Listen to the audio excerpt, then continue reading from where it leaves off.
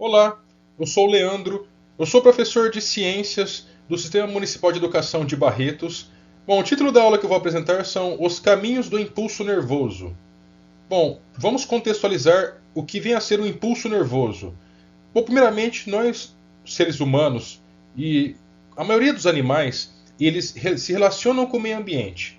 E essa relação ela é possível graças à presença de órgãos sensoriais. Nós temos órgãos sensoriais do tipo visão, audição, tato, olfato, paladar. Esses órgãos dos sentidos, eles percebem alterações no meio ambiente. E essas informações saem dos órgãos dos sentidos e vão até o sistema nervoso central, para que ele ofereça uma resposta adequada. E essa informação sai dos órgãos dos sentidos até o sistema nervoso central por meio de células nervosas chamadas de neurônios. E como que é essa informação? Como que a informação passa no interior de um neurônio?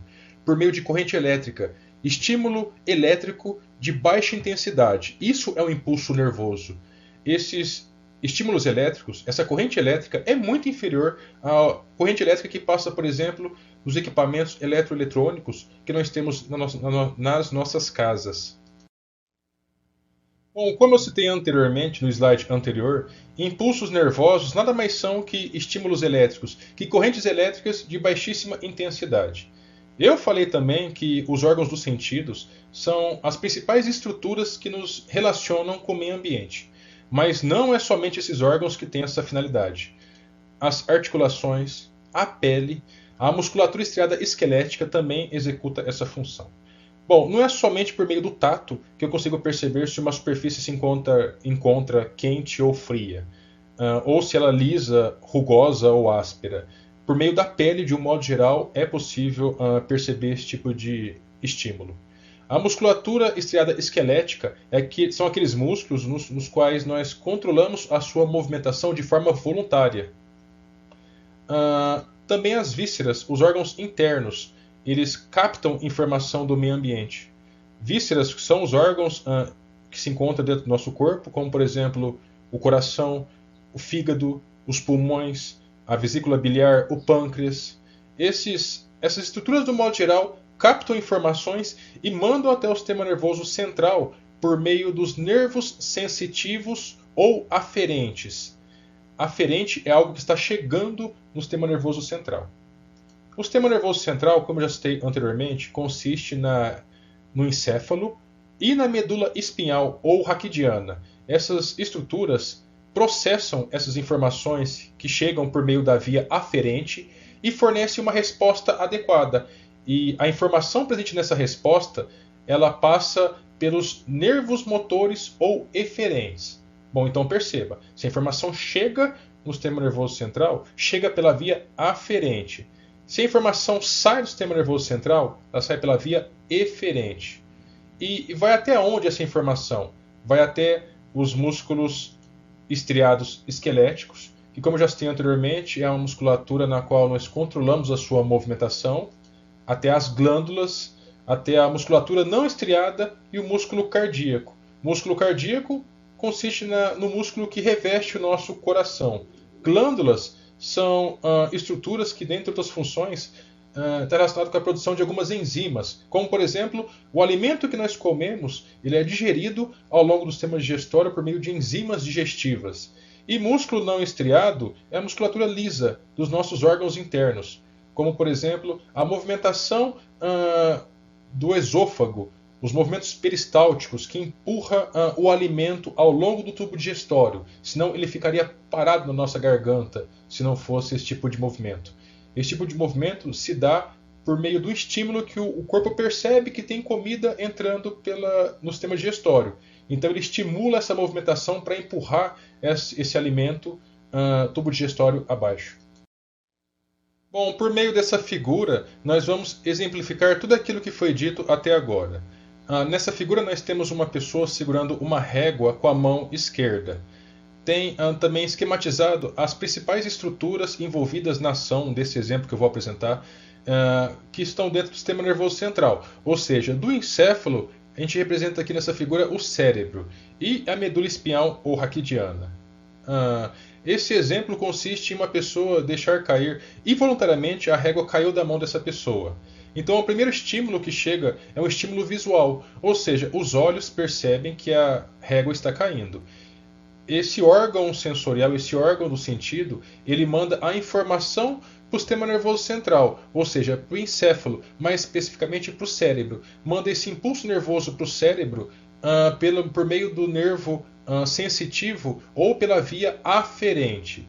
No cérebro, essa informação, esse estímulo é interpretado ao ponto de gerar uma informação adequada. Essa informação gerada, ela é enviada ao órgão do sentido, à musculatura estriada esquelética, por meio da via eferente ou via motora, indicado nessa figura 3. E a resposta qual seria? O fechamento dos dedos na tentativa de evitar que a régua caia. Bom, mais um exemplo de condução do impulso nervoso, uma situação muito comum, creio que muitas pessoas que estão assistindo essa aula já passaram por, hoje conhecem algum caso de pessoas que já queimaram a mão em panelas. Nesse caso, uma panela de pressão, nas mãos das pessoas, nas nossas mãos, né, nas mãos dos seres humanos, existem células sensoriais, células que percebem uma temperatura excessiva do meio ambiente. Nesse caso, essas células elas mandam a informação por meio de impulso nervoso através da via sensitiva ou aferente.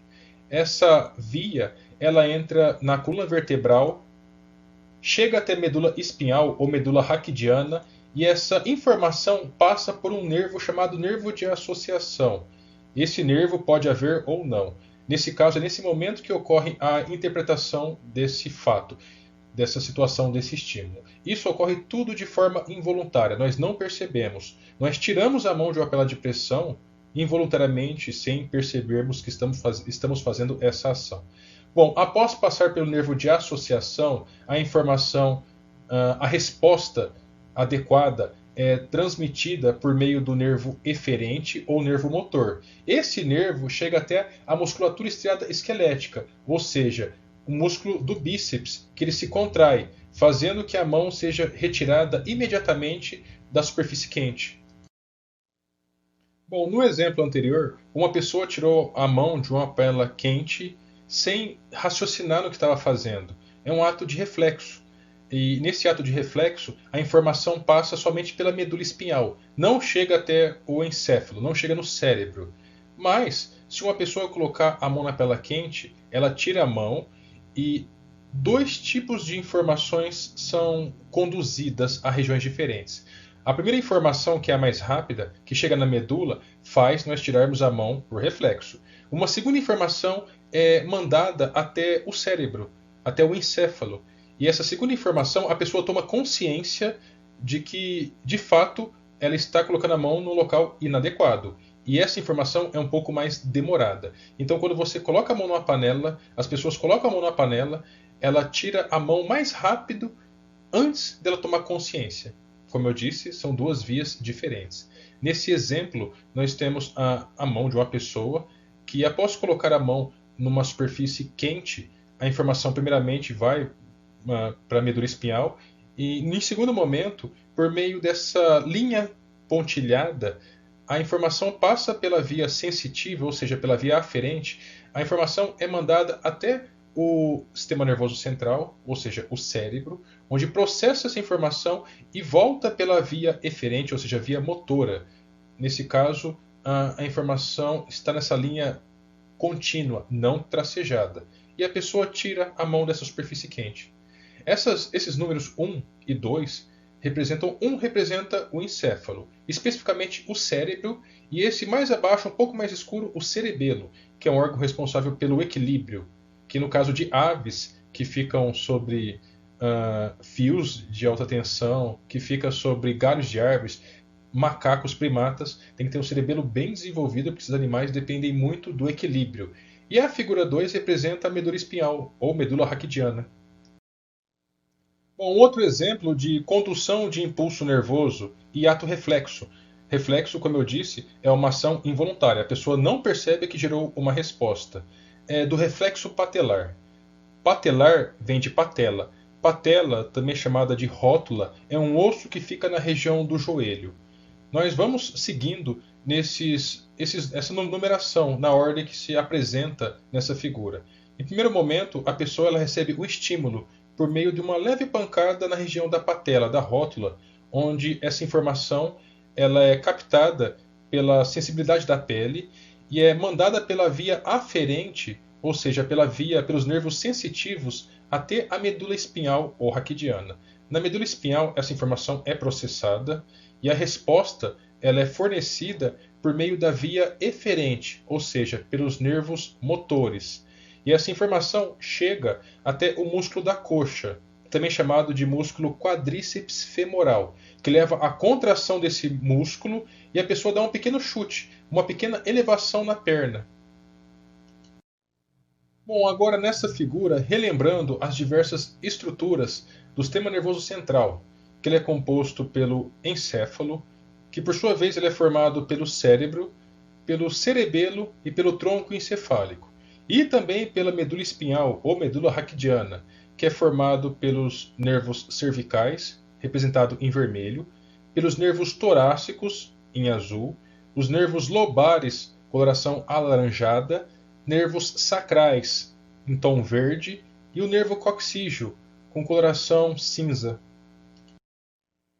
Bom, no slide anterior, eu apresentei a subdivisão do sistema nervoso central para poder introduzir uma ideia, a ideia de lesões na medula espinhal ou na medula raquidiana. Já perceberam que um motociclista ele anda de capacete e às vezes anda com uma jaqueta especial, sendo que nessa jaqueta, na região das costas, há uma placa de proteção rígida que protege a medula? Bom, esses componentes, como eu já citei, já antecipei, ele tem a função de proteção do sistema nervoso central. O capacete, ele protege o encéfalo. E essa placa protetora presente nessas jaquetas protege a medula espinhal ou medula raquidiana. Nessa figura, tem as subdivisões do sistema nervoso central no que se refere à medula espinhal. A região cervical, a região torácica, a região lombar, a sacral e a coxígea, que não aparece nessa figura. E nessa figura da direita, nós temos duas setas indicando lesões em regiões diferentes. A lesão 1 é uma lesão que ocorre na região cervical, e a lesão 2 na região torácica, entre a região torácica e lombar. Havendo lesões a tal ponto que danifique as células da medula espinhal, a via de resposta, ou seja, a via motora, ou também chamada de via eferente, para de funcionar. A resposta que sai do cérebro não mais chega nos diversos órgãos. Nesse caso, por exemplo, uma lesão que danifique o tecido na região cervical pode não mais conduzir informação do pescoço para baixo e a pessoa pode ficar tetraplégica. Ela pode perder a movimentação das estruturas do pescoço para baixo. E em casos mais graves, pode até comprometer, por exemplo, a respiração. Agora, uma lesão na região 2, indicada por essa seta abaixo, pode comprometer a movimentação da região da cintura para baixo, levando à paraplegia, que consiste principalmente na perda de movimentação das pernas. Bom, esse era o conteúdo que eu gostaria de ter apresentado, espero que tenham gostado e bons estudos a todos!